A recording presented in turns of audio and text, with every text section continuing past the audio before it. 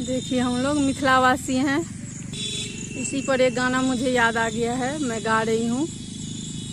मिथिलावासी छी हम सब, गौरव अछि एही बात पर, मैथिली भाषा हमर जान, मिथिला पर रहैया गुमान।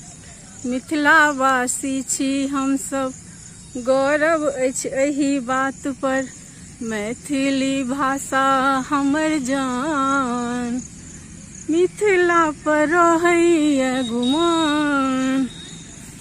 हम गर्व कोना नहीं करिए, हम छी मिथिला धाम के, हम गर्व कोना नहीं करिए, हम छी मिथिला धाम के।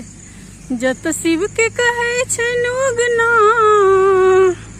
जत शिव के कहै छनि उगना, और पहुना राम के, हम गर्व कोना नहीं करिए, हम छी मिथिला धाम के।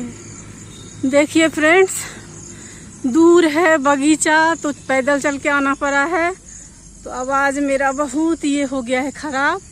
थोड़ा बहुत मैं गुनगुना ली हूँ, क्योंकि मैं अपने मिथिला नगरी में आई हूँ, जानकी नगरी में। थोड़ा सा मिथिला का वर्णन करी हूँ कि देखिए कितना अच्छा लगता है। ये वातावरण हम लोग का कहाँ से शहर में मिलेगा।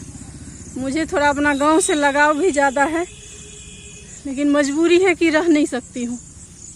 बच्चों को छोड़ के आई हूँ तो जाना ही पड़ेगा।